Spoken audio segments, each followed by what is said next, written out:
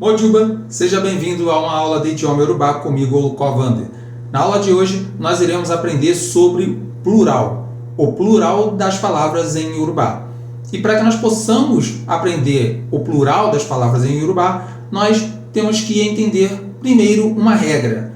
E essa regra do idioma Yorubá, ela é aparentemente contraditória.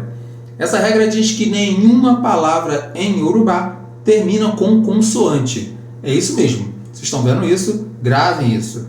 Nenhuma palavra em Yorubá termina com consoante. E eu sei que nesse exato momento, somente Google e você pensa, mas espera aí, professor, Ogum, Osanin, Oshogyon, essas palavras terminam com N, dependendo do seu aprendizado, você vai achar que vai terminar com M, mas todas elas terminam com N, e você vai ficar, já quebra essa regra aí, professor. Mas não, isso aí, gente, é porque existe um grupo de palavras que são as chamadas vogais nasais.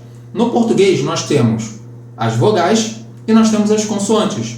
Já em Yorubá, nós temos as vogais, nós temos as consoantes e nós temos um terceiro grupo, que são as vogais nasais. As vogais nasais, graficamente, tá? O que você vê são duas letras, mas o som dela é nasal. Logo, você ouve como se fosse apenas uma letra. Vamos lá. Vamos conhecer as vogais nasais para que nós possamos entender o plural. A primeira vogal nasal é ON. A N se lê ON. Nós temos a segunda vogal nasal, que é EN. A terceira, IN. A quarta, ON. Isso mesmo, ela possui o mesmo som que a outra vogal nasal. Não se espante. E nós temos que inclusive é a vogal nasal utilizada em Ogum. Quando você lê Ogum, essa última vogal ela é uma vogal nasal. Quando você falou Sanin, esse IN é também a vogal nasal e N, a vogal IN. Logo, voltando à regra, nenhuma palavra em Yorubá termina com consoante. Ou ela termina com uma vogal nasal, ou ela termina com uma vogal pura. Somente essas duas vogais que finalizam as palavras em Yorubá. Agora nós podemos passar para o plural. Como se forma o plural em Yorubá? Para se formar o plural em Yorubá, eu coloco awon. Essa palavra, que inclusive termina com on, ela que forma o plural. Então você pega um determinado substantivo, como por exemplo, ile, que é casa, e você quer falar que são casas. Então você fala awon ile. Vamos aqui para o exemplo.